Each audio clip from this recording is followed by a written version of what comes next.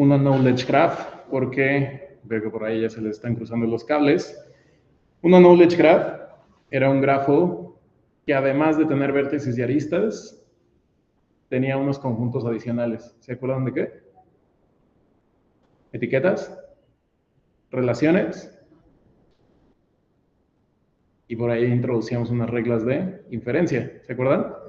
Etiquetas para etiquetar a las categorías tanto de vértices como de aristas, relaciones para decir cómo se asociaba uno con otro, es decir, estas eran etiquetas pero de aristas, y las inferencias que podíamos decir, si A está relacionado con B y B está relacionado con C, A está relacionado con C, aunque directamente no exista una arista entre ellas, ¿de acuerdo? Bien. Entonces, antes de que escribamos una sola línea de código, quiero que entiendan por qué Python se ha convertido en un estándar para trabajar con, por ejemplo, knowledge graphs. Además de ya las bases tradicionales que conocemos como Neo4j, o creo que por ahí hay otra que se llama, aquí la tengo abierta, PuppyGraph.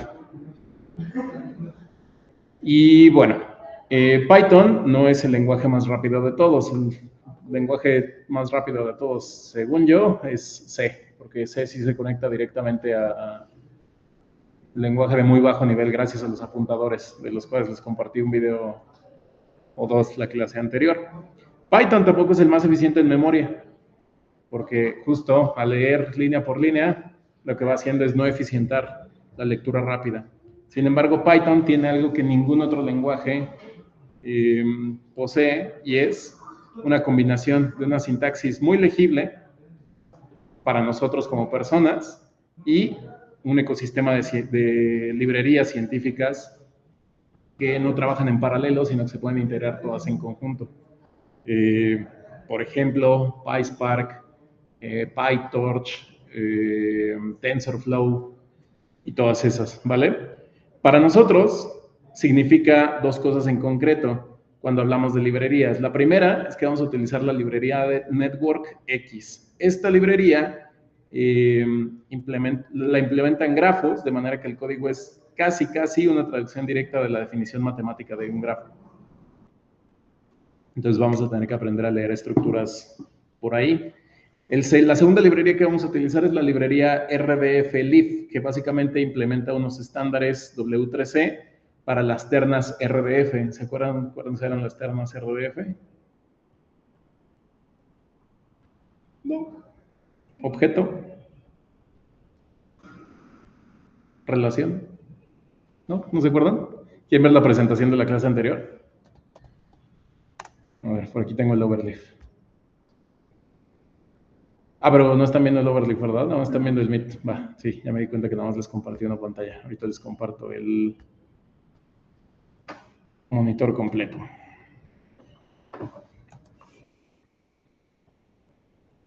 A ver, un segundo y les enseño la presentación. Vamos a recompilar esto, vamos a compartirles acá. Ahora sí ya la están viendo, ¿no? Les enseño así porque ya me acordé que sí es lo que les falta. Creo que no les he subido estas presentaciones al Classroom, ¿sí? No. Va, se las subo entonces. ¿Dónde están mis ternas? Aquí está. Ah, bueno, esto es lo que les había dicho que era la parte de las ontologías y de las semánticas de las knowledge graphs, pero esto era lo importante. De aquí salen las ternas. Necesitábamos un objeto, una relación y un nodo destino para poder hacer un predicado, ¿no? Creo que específicamente en la presentación 13, ahí sí les había puesto las ternas, porque esto iba más orientado a GraphRacks. A ver, habíamos visto los copos, sí. No. Estos eran los ejercicios que les había dejado, ¿no? Para hacer ontologías en el grafo. No, pero creo que no. ¿O la 12? Vamos a ver.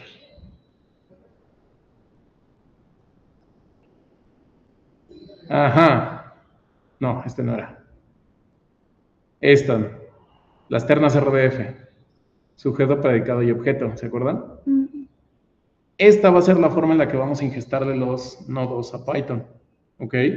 Para ello, ahí también podemos hacerlo de dos formas. La primera es la menos eficiente de todas, que es hacerlo a mano. Obviamente, la visualización que vamos a tener del grafo no va a ser un grafo como en Neo4j, sino un diccionario con relaciones y ontologías que podríamos definir. Pero hay una librería que se llama rdflib, que básicamente implementa estas ternas. Acuérdense, el sujeto es el nodo de origen, el predicado es la relación, la forma en que se relacionan, y el objeto es el nodo de destino. Vamos a utilizar esa librería en particular para Knowledge Graphs y semántica, pero desde Python. Ahora sí, regreso acá al Colab. ¿Cómo vamos a desarrollar nuestros grafos? Bueno, vamos a utilizar un IDE online que nos proporciona Google, que se llama Google Colab. ¿Ya lo conocen? ¿No lo habían trabajado antes? Va. Simplemente para entrar a Colab, busquen en el buscador Colab, así tal cual, y es el primero que les sale. Este es un entorno de ejecución de Python con el formato que tienen las mismas Jupyter Notebooks. Y lo padre es que como esto no corre en local, esto corre en la nube. Así que si llegan a ingestar datos sensibles, tengan cuidado porque no lo están haciendo en su computadora, sino en los servidores de Google.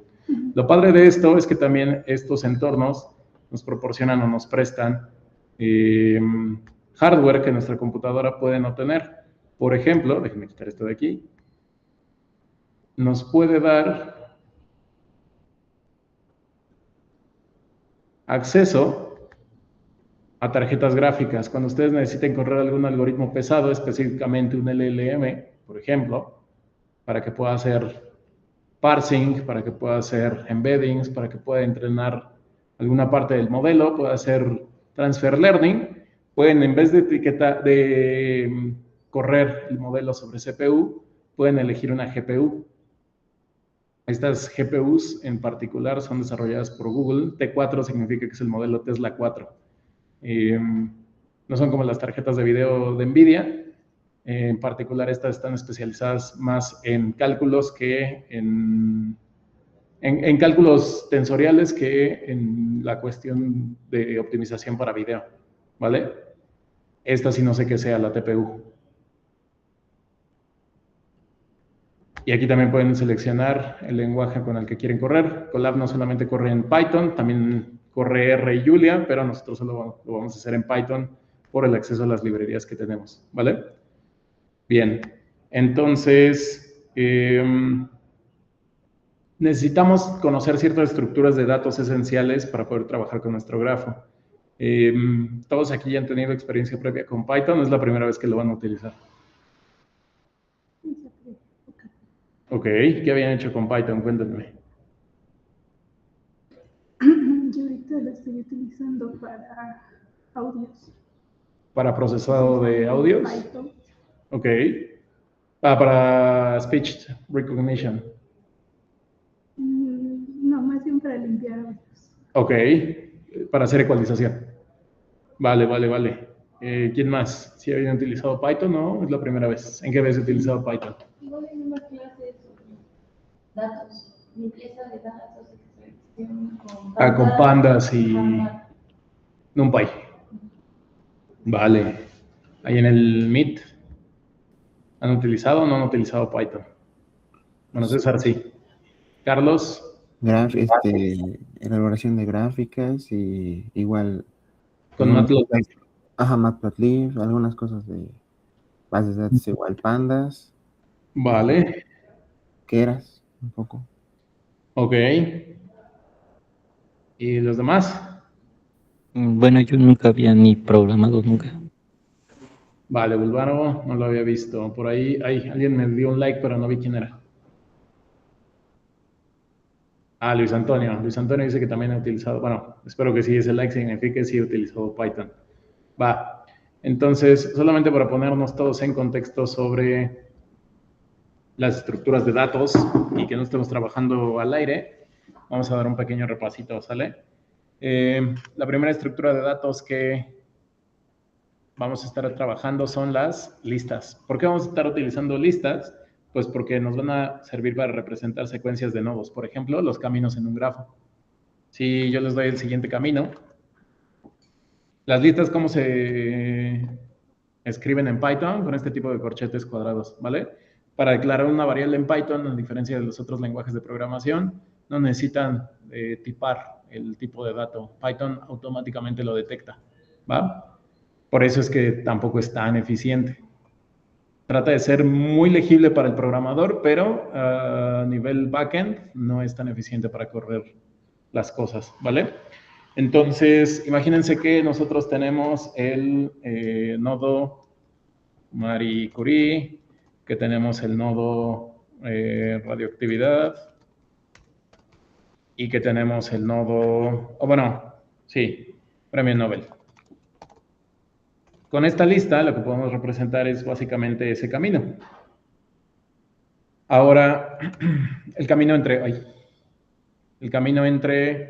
¿por qué no me deja? Ya. Los nodos Marie Curie y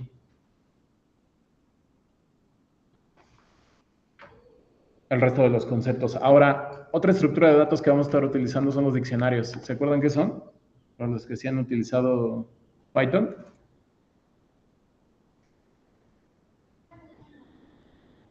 Son parejas clave-valor. ¿Sale?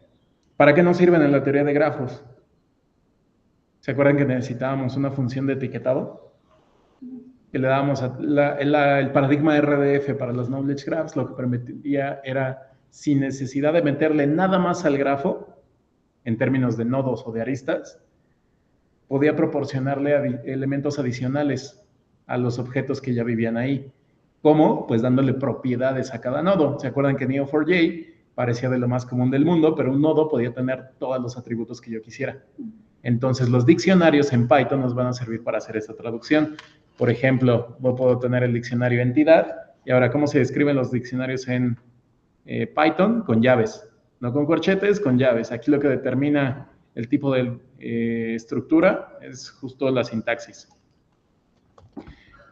Por ejemplo, con nombre, lo que puedo hacer es poner Marie Curie. Es decir, ahora estoy generando un nodo, pero con varias propiedades. Por ejemplo, le puedo dar no solamente nombre, sino también le puedo determinar el tipo de nodo que quiero que sea. Tipo.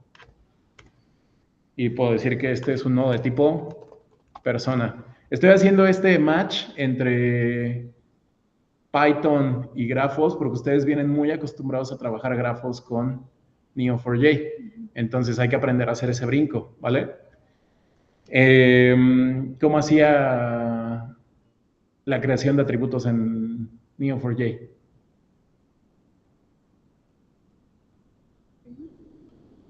Create. Y que ponía paréntesis, P, 2 puntos, persona, y le empezaba a dar atributos, ¿no? Es lo mismo que estamos haciendo aquí, pero a través de diccionarios, ¿vale? Los diccionarios nos van a ser muy útiles, ¿por qué? Porque normalmente hay estándares para caracterizar elementos en la web, por ejemplo, los famosos archivos JSON. Seguramente con el profesor Claudia han estado trabajando con archivos JSON. Son los archivos JSON, pues son archivos que tienen esta estructura de diccionario, separados por comas. Entonces, para poder ingestar de redes en Python va a ser muy sencillo. También se va a poder hacer a través de CSVs, pero el asunto es que como necesitamos la estructura RDF para Python, pues hay que hacer una limpieza, como me decían por allá atrás, con pandas, para pasar del CSV a la generación de un diccionario que contenga los elementos, ¿va? No es lo mismo tener un renglón en una base estructurada a tener un diccionario donde cada clave valor está asociada con una columna de esa base, ¿de acuerdo? Entonces yo le puedo dar la cantidad de atributos que quiera, justo como en Neo. Y le puedo dar no solamente valores de tipo string, sino también le puedo dar valores numéricos, por ejemplo. Esto que me permitiría, si se acuerdan cuando hicimos el cálculo de las rutas más cortas, llegábamos a sumar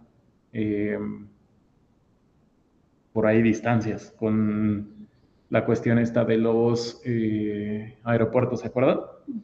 Ahora, otro tipo de datos, otra estructura de datos que nos va a ser muy útil aquí en Python son los conjuntos. ¿Se acuerdan para qué sirven los conjuntos en Python?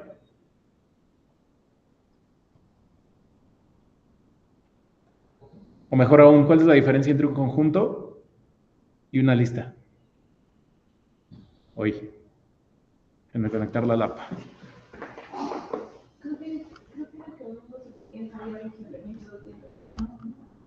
¿Que eran inmutables? Ok. Resulta... Siempre la conectas de aquí abajo, ¿verdad, Nahua? Ay, resulta que en Python los conjuntos funcionan muy parecido. Oye, pero este no tiene luz. Ahí está, este sí. El concepto que tenemos nosotros de conjunto en matemáticas. Básicamente en matemáticas, el conjunto, bueno, salvo la particularidad de definirlo a través de los axiomas Zermelo-Fraenkel y la elección, es que son colecciones de objetos bien definidas que guardan orden. ¿Los conjuntos directamente? No. ¿Y qué pasa cuando hay elementos duplicados? Solamente hay un elemento. ¿No les recuerda algo similar en IO? El merge, ¿cierto? No es lo mismo create que merge. Entonces, los conjuntos, para la teoría de grafos, nos van a servir para definir vértices y aristas sin evitar, o más bien evitando las duplicaciones. ¿Cómo se ponen los conjuntos en Python? También con llaves, pero a diferencia de los diccionarios que tienen clave valor, aquí simplemente voy a poner una llave y voy a introducir los elementos sin los dos puntos. Por ejemplo, aquí voy a poner nodos vértice, Marie Curie, radioactividad. Imagínense que estos elementos de nuestro collab son como los conceptos que utilizaron para su proyecto la Wikipedia. Cada uno de estos puede representar una categoría de la Wikipedia. ¿Están de acuerdo? Premio Nobel. Entonces, fíjense la diferencia entre esto y esto de aquí arriba. Python infiere que esto es un conjunto. ¿Por qué? Porque le faltan las claves. Más bien los valores. ¿Sale? Esta sintaxis de los dos puntos, al ser omitida, hace que esto se vuelva un conjunto y no un diccionario. ¿De acuerdo? Que por cierto, no les dije, pero cuando uno trabaja con diccionarios, puede hacer esto. Puede hacer referencia a la entidad y puede llamar a cualquier atributo que tenga en sus claves. Por ejemplo, entidad nombre. Si yo lo corro esto, lo único que me va a devolver, bueno, no me va a devolver nada, pero en particular, si lo corro en una nueva lista, aquí sí me va a devolver Marie Curie. ¿Ya lo vieron? Puedo acceder a los atributos de cada elemento del diccionario simplemente con esta sintaxis, corchete y la llave. ¿Ok? Va que va. ¿Dudas con eso? Bien. Dijimos que una propiedad de los conjuntos importante es que estos no permiten duplicados. ¿Qué pasa si por accidente escribo premio Nobel 2 veces?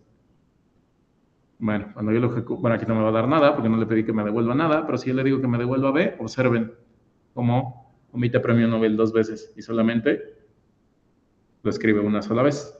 Estas son las estructuras de datos básicas que vamos a estar utilizando en Python para Neo4j, bueno, para grafos, ¿vale? Y esto es exactamente lo que ocupamos. En una knowledge graph, un nodo es único, no puede existir dos veces y los conjuntos nos garantizan esta forma nativa. Ahora vamos a hablar de librerías asociadas a grafos en Python. Ahora que ya tienen el vocabulario, es decir, caminos, listas, diccionarios y conjuntos, podemos construir una primera knowledge graph utilizando la librería NetworkX.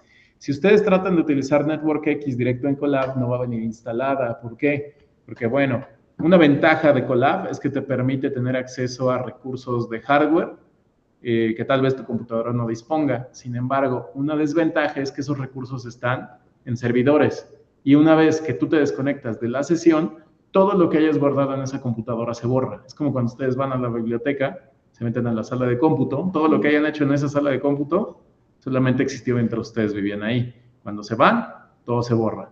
¿Sale? Entonces, lo que hay que hacer es que cada que ustedes quieran trabajar con grafos en Colab, hay que importar a la librería. Si no existe la librería, hay que instalarla. Vamos a ver si sí existe. Import network x as nx. ¿Qué es este as? Simplemente es un alias. Para no estar llamando network x cada que lo quiera trabajar. Ah, miren, sí existe. ¿Vale? Si se dan cuenta, cuando lo ejecuté, no me botó ningún error. Ahora, hay veces que las librerías no vienen instaladas en el entorno de Python. Entonces, ¿qué tienen que hacer? Tienen que hacer este comando, el comando signo de exclamación, pip.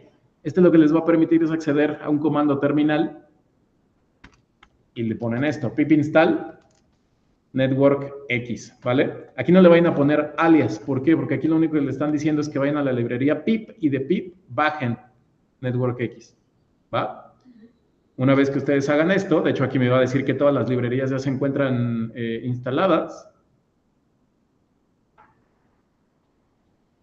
pero esto lo pueden hacer con cualquier librería que ustedes estén trabajando. Por ejemplo, para los que ya tienen un poquito de conocimiento de Python, si ustedes hacen esto en un entorno de desarrollo completamente nuevo e intentan bajar TensorFlow, por ejemplo, les va a decir que no lo tienen. Es que hay que hacer y bajarlo con pip, ¿de acuerdo? Ahora, no se les olvide la definición matemática de un grafo, que es una terna de vértices, de aristas y un conjunto de etiquetas que vamos a estar utilizando específicamente para nuestros knowledge graphs, ¿de acuerdo? Ahora, no solamente vamos a traer Network X, también vamos a traer Matplotlib, que justo, aquí ya me está leyendo la mente Python. ¿Por qué hace eso de las recomendaciones? Bueno, porque es parte de las herramientas de un entorno de desarrollo. Si apenas están aprendiendo a programar, esto les puede facilitar mucho la vida, pero también les puede traer muy malas costumbres. ¿Por qué? Pues porque no están aprendiendo desde cero, más bien le están dando las herramientas. Antes, para aprender a programar, se hacía desde el blog de notas, ¿no? Va. Ahora, como tenemos que estar trabajando con grafos dirigidos, tenemos que invocar a nuestro elemento de la librería Network X y, ojo, si nosotros hacemos graph, esto es un grafo no dirigido. Aquí nada más existe la arista, pero no importa el orden de esta. Si nosotros queremos un digrafo, que pregunta para ustedes, a ver si se acuerdan, las knowledge graphs, ¿son grafos o digrafos? Piensen en el proyecto que hicieron para el semestre. ¿Era un grafo o era un digrafo? Entonces no van a traer un grafo, sino un digraph, ¿vale? Y lo que vamos a hacer es que en el digrafo vamos a agregar vértices. Cada nodo puede tener atributos, es decir, en vez de ingestarlos uno por uno, mejor le vamos a ingestar diccionarios de propiedades. Entonces, fíjense, para agregar al nodo vamos a agregar addNode. Y fíjense, aquí me está directamente sugiriendo algunas cuestiones por lo que puse aquí arriba, ¿va? Le voy a decir que sí, pero yo no quiero ingestar elemento por elemento, ¿vale?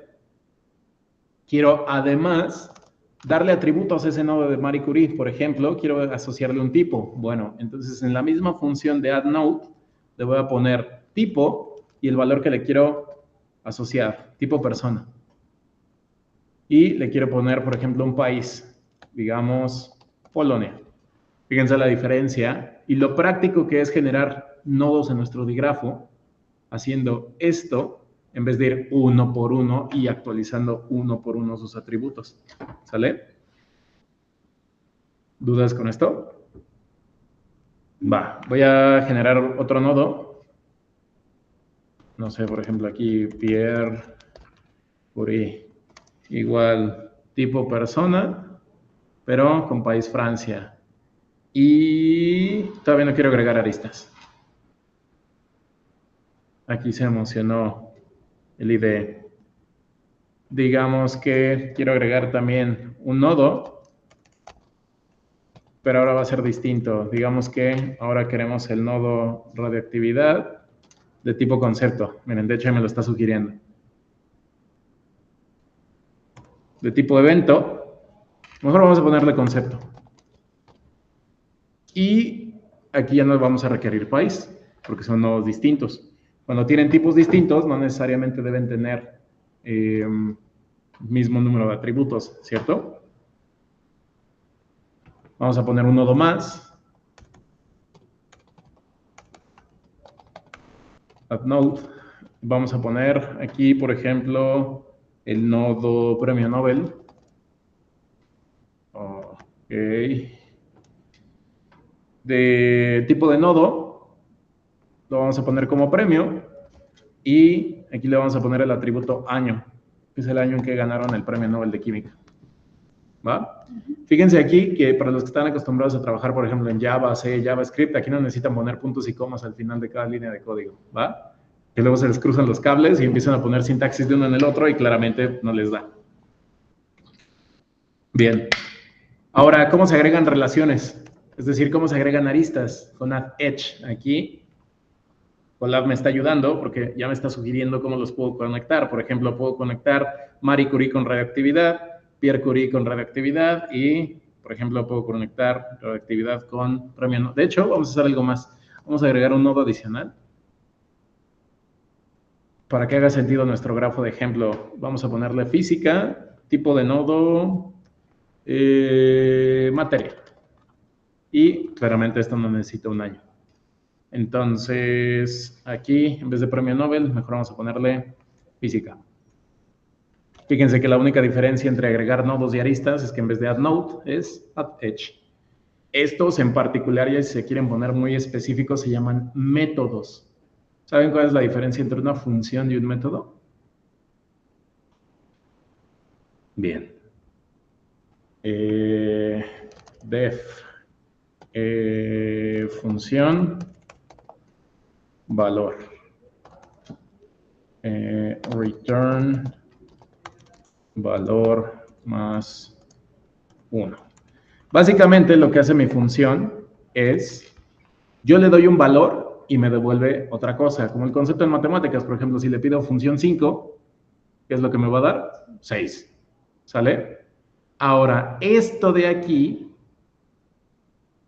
es una de las características más importantes de Python. No se los mencioné, pero Python es un lenguaje orientado a objetos. ¿Saben qué es ese paradigma de programación?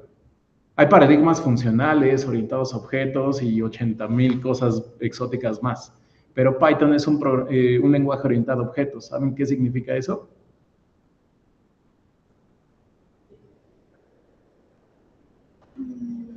Sí, ¿no? Más o menos. Si no saben, no hay problema, por eso les estoy preguntando. Va. En Python, básicamente todo lo que exista va a ser un objeto. ¿Qué es un objeto? Todo elemento de Python. Ahora, los elementos de Python, podemos hacer una analogía como el salón de clases. Todo lo que viva dentro de este salón de clases va a ser un objeto de Python, ¿ok? El salón de clases es Google Colab para nosotros.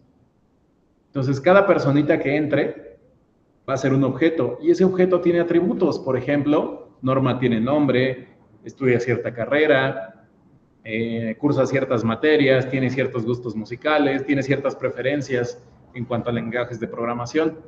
Pero esos elementos que tiene Norma también los tienen allá, o también los tengo yo, o también los tienen los chicos que están aquí en el Meet. Entonces, a esos atributos, nombre, edad, género, preferencias, se puede acceder a través de estos métodos. Esto es un objeto en Python y estos son los atributos de dicho objeto. ¿De acuerdo? ¿Sí? Esto es una clase en Python. Y los elementos de la clase, o los atributos de la clase, mejor dicho, son estos de aquí. Ahora, todo elemento de la clase puede tener o no tener atributos. Eso, fíjense, de hecho, si yo le doy hover over es simplemente ponerse eso encima del elemento, dice que eso es un método. ¿Ya lo vieron? Ahí está documentado. ¿Dudas o preguntas? Es algo que extrañaba de grafos en Neo4j, porque en Neo4j si te posicionas encima del elemento, sí te da la documentación, pero de la función nada más, no de la librería como tal. ¿Va? Entonces, ¿sí? ¿Clara la diferencia entre función y método? Bien. Entonces aquí, este es un método que nos está permitiendo crear un elemento que va a vivir en la clase G. ¿De acuerdo? Bien. Ahora, ¿cómo podemos inspeccionar el... Voy a correrlo. Si se dan cuenta, no me devuelve nada. ¿Por qué? Porque no le estoy dando la instrucción de que lo grafique. Ahorita vamos a llegar hasta allá. ¿Cómo podemos revisar las propiedades del grafo una vez que lo declaramos? Bueno, por ejemplo, si ustedes quieren saber el número de aristas, pueden hacer lo siguiente. Pueden hacer G punto número de nodos, que ese sería el cardinal de V. ¿Están de acuerdo? Y tienen que ponerle paréntesis. Esa es la sintaxis, ¿vale? ¿Cuántos nodos tenemos? 5, claro. Aquí los pueden contar a manita. ¿Cuántas aristas tenemos? En vez de number of nodes, tendría que ser number of edges. Y nos debería dar 3. ¿Sale? Ahora, ¿cómo puedo saber qué conexiones entre nodos tengo? Porque aquí lo están viendo. Pero imagínense que eso se los oculto por un segundo. ¿Cómo podría saber qué tipo de relaciones tengo? Bueno, hay una forma muy sencilla de hacerlo que es con un ciclo for. Para cada nodo U, B y relación que exista en las aristas del grafo, aquí hay que ponerle data igual a true. Cuando le ponemos data igual a true, básicamente lo que estamos haciendo es poniendo que sí nos devuelva los detalles, la generación de nodos que estamos haciendo en Network X, ¿vale? ¿Qué queremos que haga? Si no le hubiera puesto data igual a true, pues aquí no me hubiera necesitado esto. Ya no me devolvería una terna, sino una dupla, ¿vale? ¿Qué vamos a querer que haga con cada uno de los aristas que tiene? Bueno, quiero que me devuelva, fíjense lo siguiente, esta es una f-strings. ¿Conocen a las f-strings en Python? Si ustedes le ponen una f antes de 2 corchetes, básicamente le están diciendo, esto va a ser un texto, pero un texto que va a imprimir valores variables. Y esos valores variables van a ir entre llaves. Entonces, quiero que me devuelva a los nodos U. Quiero que me devuelva los datos. Pero como los datos son cambiantes, vamos a tener que ponerlo entre llaves. ¿Están de acuerdo?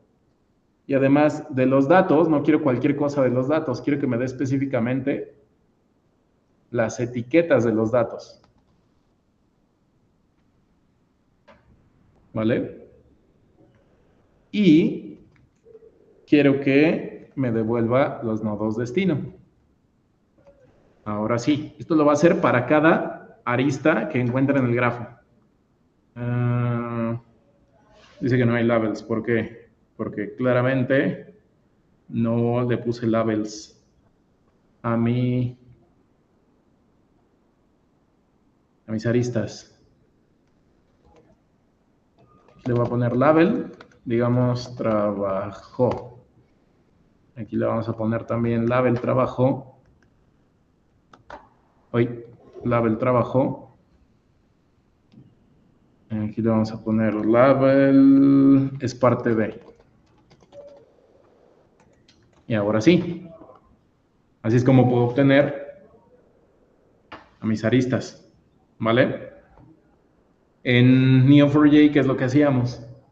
Hacíamos un match, ¿no? Hacíamos match U, B, pero le pedíamos que fuera una relación de cierto tipo. Relación de tipo label. Aquí lo vamos a pedir así en Python. ¿De acuerdo? Ahora, Neo4j tenía una característica bien padre, y es que ya nativamente nos daba el ingrado, el exgrado, porque podíamos hacer el... ¿Cómo se llamaba? Ese in y ese out, ¿no? En la sintaxis, para saber cuántas aristas entraban y cuántas aristas salían. ¿Cómo puedo hacer consultas básicas de grafos en Python? Bueno, muy sencillo. Por ejemplo, imaginemos que tenemos al nodo Maripuri. Este es el nodo que ya habíamos creado, ¿vale? Si nosotros queremos el grado de salida, simplemente le pedimos el outDegree y le pasamos a nuestro nodo. ¿De acuerdo? Y aquí nos dice, de Marie Curie solamente sale una arista. Claro, es esta de aquí.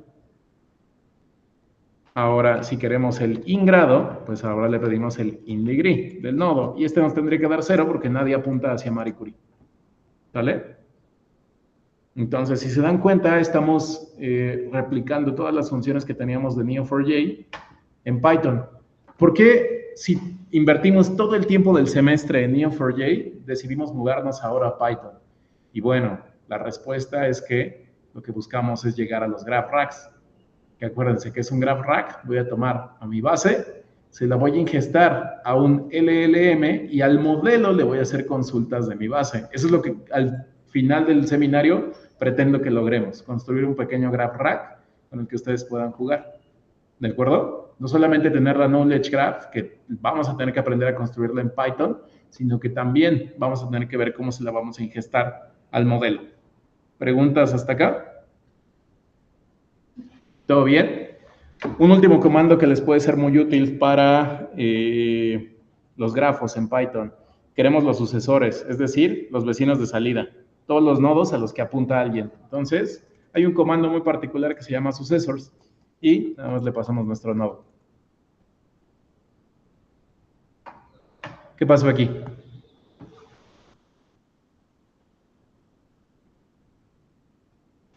Nos devolvió esta cosa bien extraña, ¿ya lo vieron? ¿Qué pasa si incluso yo les digo de qué tipo es ese elemento que devolvió? Ustedes pueden describirlo simplemente utilizando la función type. Es un iterador. Ese atributo de la clase G. Entonces, ¿significa que no puedo saber quiénes son los sucesores? No, sí se puede, nada más que no lo pidan así. Pídanle que les devuelva una lista con los elementos del iterador. Y ahora sí. ¿Va? Seguramente es algo que les ha pasado mucho, por ejemplo, en TensorFlow o en Keras. Keras no devuelve directamente los elementos, Keras devuelve los iteradores, entonces si uno quiere recorrerlos, hay que convertirlos a listas. ¿Vale? ¿Dudas o preguntas? Y ahora lo más divertido de todo, qué aburrido ver a los grafos así, ¿no? Lo padre de Neo4j que era que podía tomarlos y podía incluso moverlos y demás. Era un grafo dinámico. ¿Podemos hacer eso en Python? Por supuesto. Podemos visualizarlo utilizando la librería de Matplotlib. ¿Cómo le vamos a hacer? Bueno, vamos a declarar una figura y los ejes. En Python se puede hacer multideclaración en una sola línea, es decir, en vez de poner fx igual, ax igual, en una misma línea puedo declarar dos variables. Es decir, el objeto que yo ponga de este lado derecho espera que devuelva dos variables para asociarle la primera a fx y la segunda a ax. ¿De acuerdo? Entonces, para Matplotlib utilizamos la función de subplots y se lo vamos a poner así, una figura de tamaño 1 por 1 y fixed size, no es cierto, fixed size. Lo vamos a poner a 10 séptimos, ¿vale? Esto se la pueden mover para que les dé la imagen más ancha, más larga, como ustedes quieran. Ahora, lo que vamos a utilizar es un algoritmo bien interesante para graficar nodos, y es el algoritmo de Kamada-Kawai. ¿Lo habían escuchado antes? Ese algoritmo es un algoritmo bien exótico, pero bien padre para graficar específicamente bases no relacionales. ¿Por qué? Porque el algoritmo de Kamada-Kawai lo que hace es que posiciona nodos cercanos si tienen muchas conexiones, ¿vale? Básicamente la topología del grafo no tendría ninguna relevancia, ¿no? Me refiero en cuanto a la distribución de los nodos en el espacio. O sea, da igual si lo pongo aquí o si lo pongo del lado derecho, es insignificante, ¿cierto? Lo que importa más bien son las relaciones intrínsecas que hay en el grafo. Sin embargo, cuando yo lo quiero visualizar, ¿cómo le hago? Lo que quiero es que se visualice de la manera más entendible posible. Entonces, ese algoritmo está desarrollado para poder colocar nodos cercanos si tienen muchas conexiones. Entonces, para graficarlo, simplemente hacemos lo siguiente. Con la librería NetworkX, utilizamos el layout de Kamada Kawaii y llamamos al grafo. Ahora, ¿se pueden modificar los nodos, los colores del grafo? Por supuesto. Se puede hacer a través de un diccionario. Por ejemplo, si yo le quiero dar, no sé, a los nodos tipo persona un color y a los nodos tipo concepto otro, simplemente hacemos este diccionario. Para los nodos tipo persona podemos poner un color hexadecimal.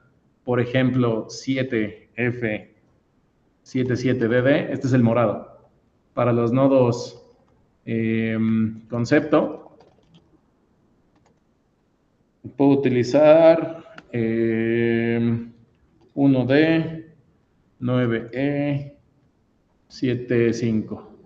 Para los nodos, para los nodos de tipo premio, puedo utilizar el color F9F27.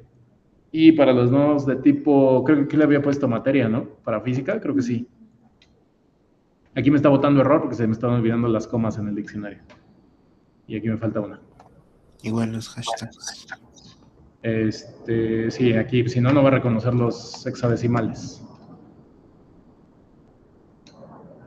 No bota error porque básicamente está recibiendo un string el diccionario, eso está bien, pero sí, como decían por ahí, necesito los hashtags porque como son colorcitos, necesito identificarlos con ese carácter especial. Aquí es A mayúscula 30. Va. Ahora, puedo ponerle, estos son los colores de los tipos de nodos. ¿Puedo ponerle colores a los nodos? Sí, claro. También se puede poner así, colores nodo, igual. Y aquí lo que vamos a hacer es que en vez de hacerlo como un diccionario, lo vamos a hacer como una lista. Vamos a utilizar los colores tipo y le vamos a dar el atributo, más bien vamos a utilizar el método get para sacar todos los nodos del grafo, nodes. Y para cada uno de ellos, queremos saber su tipo. Fíjense que aquí la herramienta clave es la función get para acceder al tipo. Y les vamos a dar 888780. Ahí está.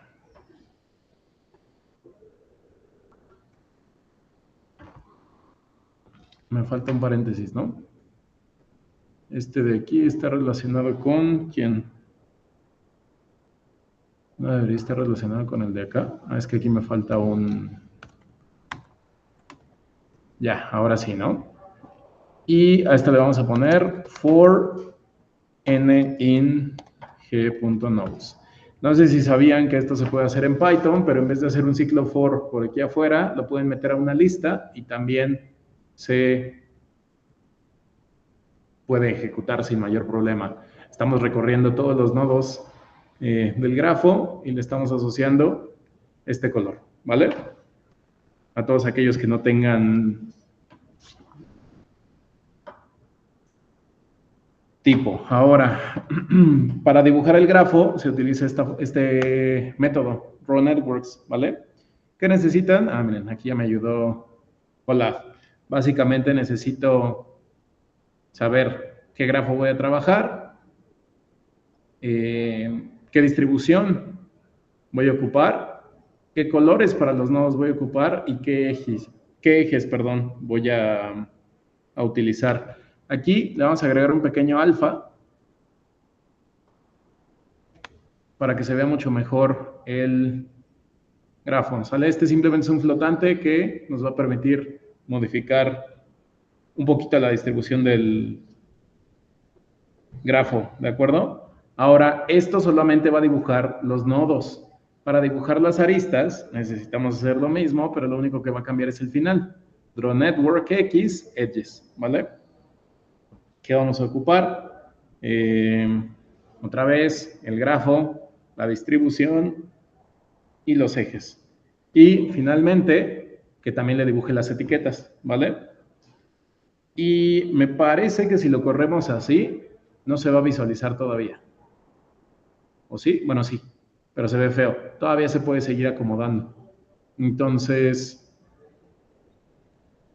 este no es interactivo como Neo4j, pero al menos vamos a poder tener una representación visual de todas las bases que ingestemos, ¿de acuerdo?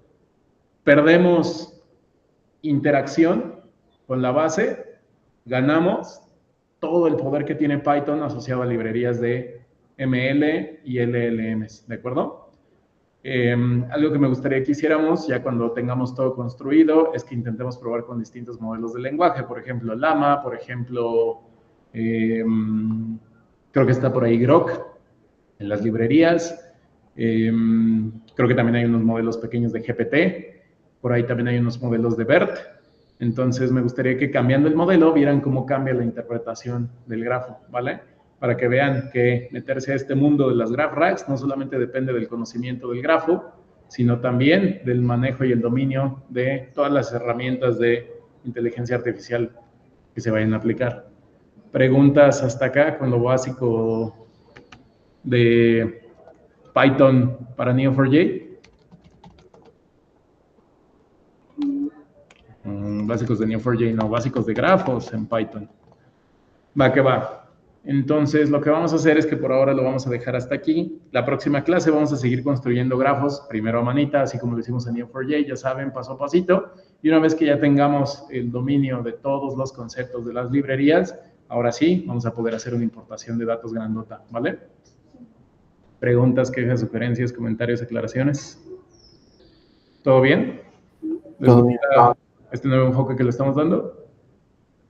Va, perfecto. Acuérdense que el día viernes no tenemos clase porque el día viernes es feriado, es 1 de mayo.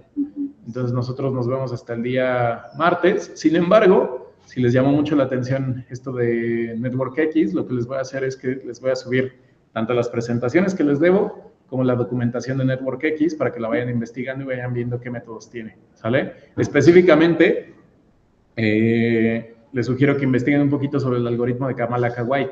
No lo vamos a ver aquí porque realmente no nos interesa qué hace computacionalmente para hacerle display al grafo, pero es un algoritmo bien padre, ¿sale?